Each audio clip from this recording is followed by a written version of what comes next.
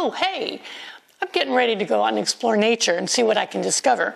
And of course, one of the tools I always like to take with me are my binoculars. You know, binoculars are a great tool for exploring nature, but they do take some practice to use. So join me as we go out exploring and learn a little bit more about using binoculars and how to become a binocular pro. Come on, let's go.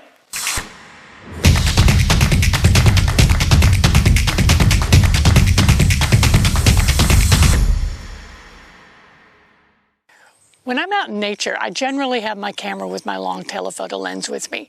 And this camera is great. It allows me to bring things that are far away closer to me. It helps me to see details on small creatures. But more importantly, it also allows me to experience nature while still giving creatures their space so they're a little bit more comfortable. And binoculars work the same way.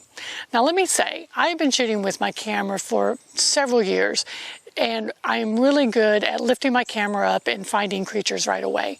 So when I first started using binoculars, I thought, easy peasy. If I'm good with the telephoto lens on my camera, I'm going to be great with binoculars. Wrong, so wrong. Binoculars are not easy to use when you first pick them up. But with a little practice, you can immediately get the hang of finding those creatures right away and become a binocular pro.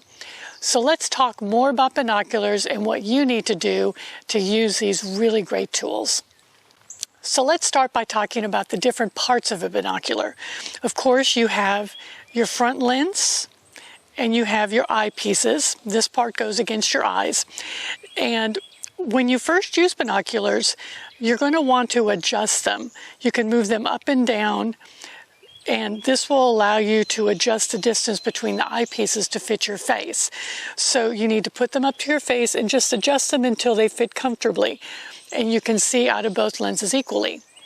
Some binoculars have adjustments on the eyepieces where you can move these little pieces back and forth to get them a little further away from the body so they sit a little more comfortably on your nose. And some also have an adjustment on one of the eyepieces, which will allow you to adjust the magnification on one side. So in my case, one of my eyes sees really well close up, but doesn't see well far away. And the other eye is just the opposite. I can see really close far away, but not so well close up. So if I were looking through binoculars that didn't have this adjustment on one side of the binocular would look clear and the other side would look blurry. So this adjustment knob helps me adjust to my specific eyesight. So the next thing you need to do when you're using binoculars is figure out where they're most comfortable on your face. Now you can use binoculars with a pair of glasses, but I choose to take my glasses off when I'm using them.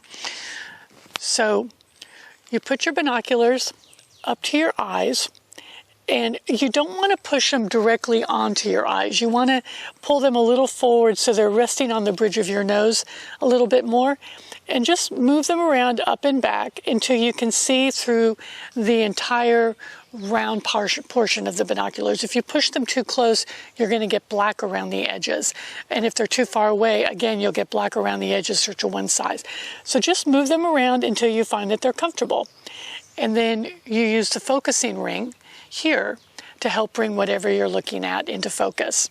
Now, let me say that the most challenging aspect of binoculars is being able to find the thing that you're looking at that's far away. So let's say you see a bird or a squirrel in a tree, and you look at it and you bring your binoculars up. All of a sudden, you've gone from looking at a very large space to a very narrow space. And sometimes it can be really difficult to find that small thing that you're looking for. And you may find yourself hunting around. So the best way to get used to that is to practice. You want to start out by looking, keeping your eyes on the thing that you're looking at, and bring your binoculars up without losing sight of what you're looking at. And if you find that this is difficult to do, there's a really simple way for you to master that, and it's with practice binoculars. So practice binoculars are as simple as taking 2 rolls of toilet paper, and empty rolls, obviously, and stapling together. This is a really fun craft for kids to do, to take the binocular tube or to take the toilet paper tubes and staple them together very carefully. And if you're feeling really crafty, you can even use some construction paper to make your tubes different colors, or some pieces of foam to make some really fun binoculars, or kids can color them in. But it works the same way. So you find something that you're looking at, you keep your eyes on it, and you bring the tubes up to your eye. And you need to teach your hands and your arms that muscle memory, so you don't lose sight of what you're looking at.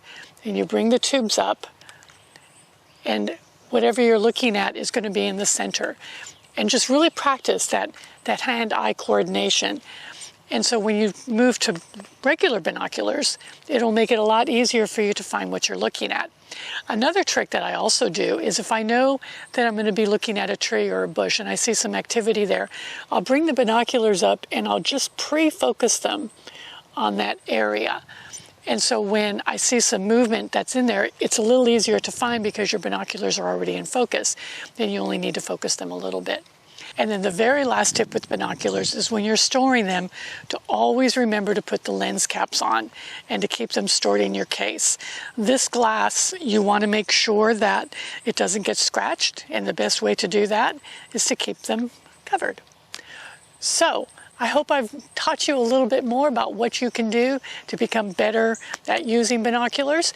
And if you enjoyed this video, please subscribe to my YouTube channel for more videos about nature and nature tools and what you can discover when you get out into nature. And also sign up for my free nature newsletter. It comes out monthly, and it's loaded with great information for kids to get them excited about getting out and exploring nature. So thanks for joining me, and we'll see you next time, explorers. Thank you so much for checking out this video. Hey, I got a question for you. Do you love nature, or have a child or grandchild that loves getting outside and discovering their world? Then you need to sign up for Trailblazers Club, my free monthly newsletter loaded with nature-filled information and fun activities that are sure to engage kids and even their adults by sparking curiosity for the world around us. Visit my website at CherylJohnsonAuthor.com to sign up. There's a link in the description below. And I've got an exciting bonus gift. When you sign up to be a Trailblazers Club member, remember, the membership is absolutely free, you'll receive a copy of my recently updated nature book, Plumology, free of charge. Designed around my award-winning photographs, Plumology is filled with kid-friendly and awe-inspiring facts about birds and their amazing feathers. For example, did you know that blue feathers aren't really blue? Or that there are specialized feathers that allow owls to be silent flyers? Or why do two birds of the same species look completely different? Like all of my award-winning nature books, Plumology is perfect for all ages and designed to encourage kids to step outside and discover their world. Thanks for joining me, and I'll see you next time, Trailblazers.